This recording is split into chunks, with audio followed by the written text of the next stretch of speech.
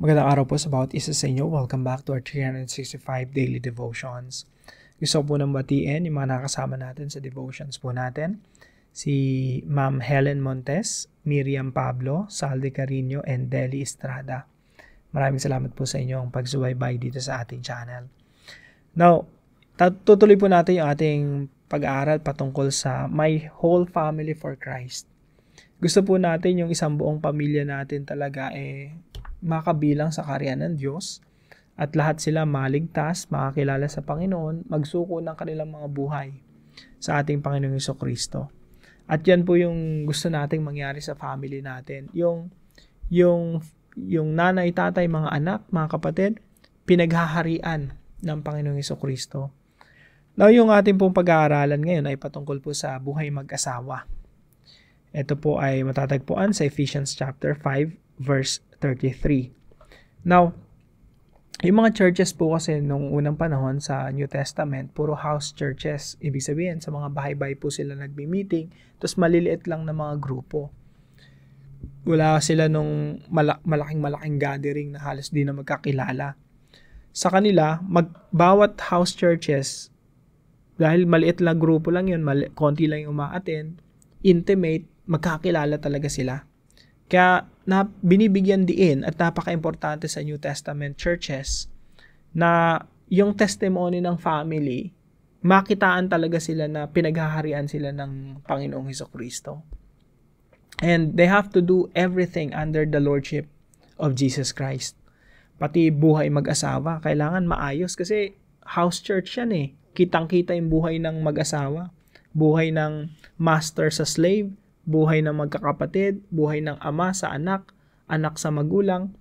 Kaya makikita niyo po madalas sa Bible yan yung mga binibigyan ng emphasis. Kasi po, sa New Testament, magkakakilala talaga sila tsaka intimate yung kanilang mga gatherings. Now, sabi po rito sa Ephesians chapter 5 verse 33, however, each one of you also must love his wife as he loves himself. And the wife must respect her husband. Subalit ito'y para din sa inyo, kayong mga lalaki, mahalin ninyo ang inyong asawa gaya ng inyong sarili. Mga babae, galang ninyo ang inyong asawa. Now, ito pong verse 33, ito na po yung pinakahuling talata ng discussion ni Apostol Pablo patungkol sa buhay mag-asawa. Medyo mahaba po ito. Nag-focus po tayo sa verse 33, pero babalikan po natin yung mga naunang talata. So, umpisan po natin yung una nating katuruan ngayong umaga. The husband must love his wife as he loves himself and as Christ loves the church. Mga asawang lalaki, makinig po tayong mabuti. Kahit yung mga dalagat, binata, darating rin kayo sa ganitong direksyon, ganitong pagkakataon ng buhay natin. Maganda, ngayon pa lang, handa na tayo. So, mga husband, meron pong batayan ang Biblia pagdating sa pagmamahal ng asawang babae. Dalawa po iyon. Sabi po rito, the husband must love his wife as he loves himself. Kung paano mong mahal yung iyong sarili. That's one. Pangalawa, as Christ loves the church.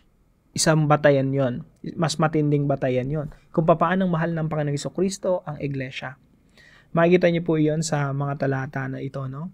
Sabi dito, however, each one of you must also love his wife as he loves himself. Kung paano mo mahal ang sarili mo, ganun mo mamahalin ang iyong asawa. Makikita niyo rin po ito sa mga naunang talata, verse 28.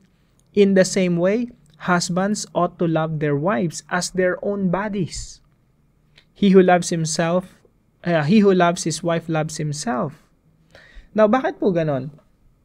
Kasi po, wala ni isa man sa atin dito ang nagwe-wish ng pangit o masama sa ating katawan. Sa halip, inaalagaan natin yung ating katawan, iniingatan natin, ayaw nating masasaktan.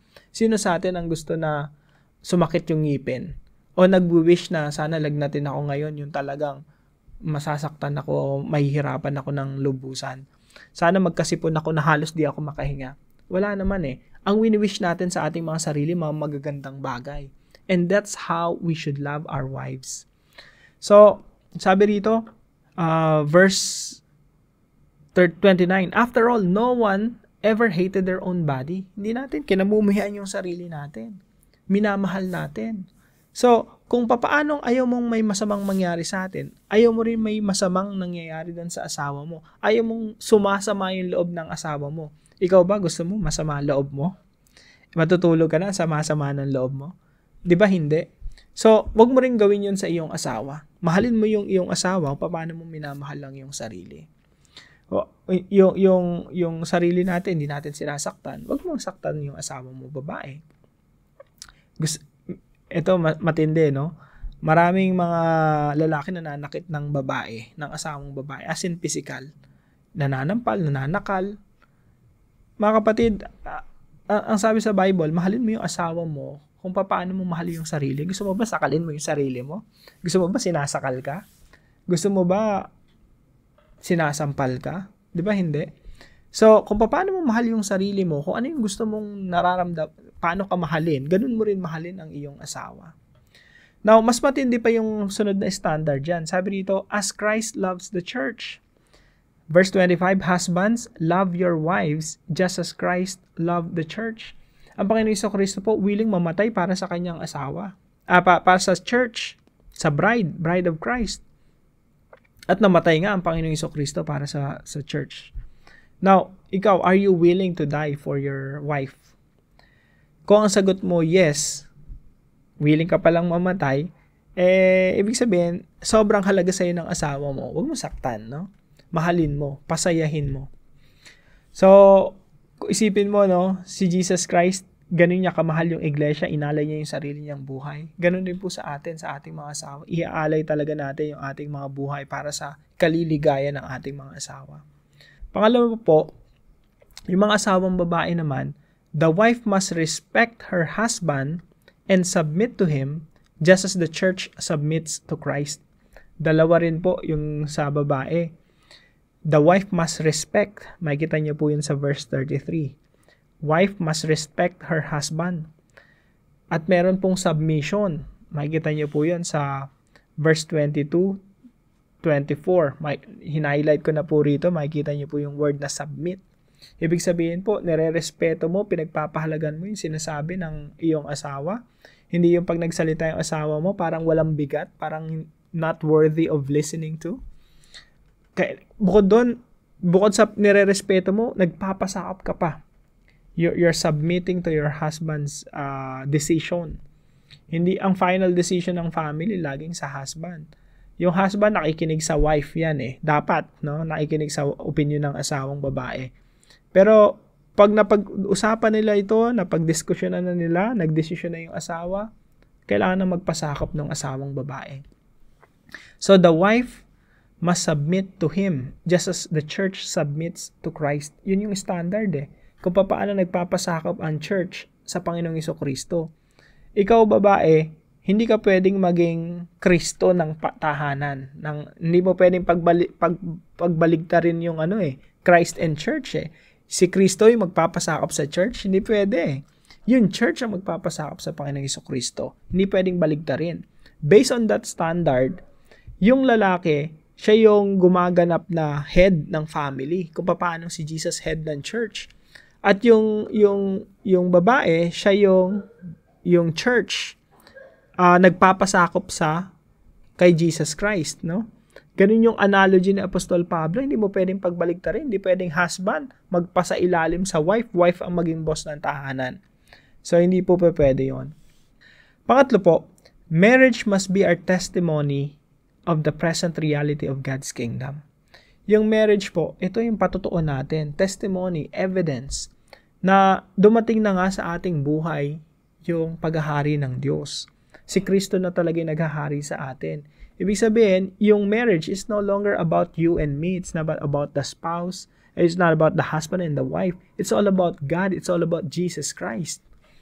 Kaya po, ang marriage, hindi yan selfish Lahat kasi to patungkol to sa Panginoong Jesucristo Kailangan na maipakita mo na yung marriage, maging testimony ito sa mga tao na merong Kristo sa inyong relasyon.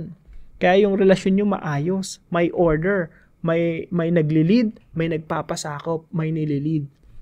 Hindi ang kaharian ng Diyos, ang ebanghelyo pag dumating yan sa buhay mo, hindi pwedeng hindi madamay ang marriage. Actually, marriage yung unang target niyan eh. Marriage yung unang aayusin yan sa'yo kung ikaw ay merong asawa. So, hindi pwedeng ikaw lang yung maayos eh. Pati marriage mo maayos, family mo maayos, direction ng buhay mo maayos. Kaya po bilang application natin, no, number 1, husband, be Jesus to your wife. Dapat ang buhay ng asawa mong babae parang nasa langit, no? Kasi Jesus ka eh, nagiging Jesus ka doon sa asawa mong babae. Husband, be Jesus to your wife. Mahalin mo ang iyong asawa kung paano minamahal ng Panginoong Jesucristo ang iglesia. Ganun po ang standard ng pag-ibig ng lalaki sa babae as far as the Bible is concerned. Huwag po nating ibaba o lower than that. Yun na po talaga yung standard nun eh. We have to become Jesus to our spouse. Number 2 po, wife, be the church in terms of submission and respect to your husband. Hindi mo pwedeng kailanman dominahin yung iyong asawa kasi ang church hindi pwedeng i-dominate si Jesus Christ. Jesus will always be the head of the church and the church must always submit to the husband, to the groom Jesus Christ. So, kung papaanong yung husband nagpapaka-Jesus sa kanyang asawang babae, yung asawang babae naman nagpapaka-church, nagpapaka-iglesia sa asawang lalaki. Actually, kapag yung husband mo mala Jesus, yung attitude, pagkipag-usap, pagmamahal sa asawang babae, mas madali nang sa babaeng magbigay ng respeto, ng paggalang, ng pagpapasakop. Kaya po, mas malaki yung bigat nitong utos na ito sa mga lalaki. Kasi ikaw yung unang magpapaka-Jesus eh.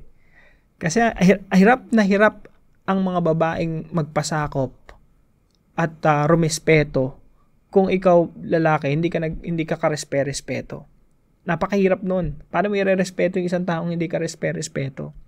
Pero ganun pa man, mga kapatid, mga asawang babae, no?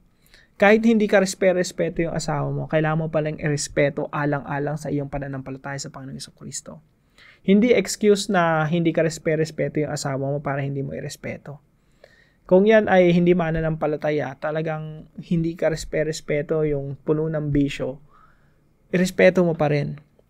Para dumating yung panahon na makita niya kung paano maging, na meron kang Kristo sa buhay mo, meron kang sinusunod na Kristo, na makakatulong sa kanya makakilala rin sa Panginoong Jesucristo.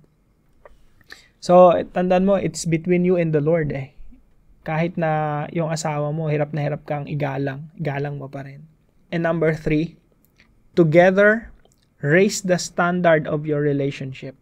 Magtulong kayo, magsama kayo, na itaas ninyo yung standard ng inyong relationship. Ang standard ng relationship lagi, Bible. Bible ang korte suprema. Sa tuwing meron kayong away, laging ang tanong nyo, ano bang sinasabi ng Bible para ma-resolve ang inyong away?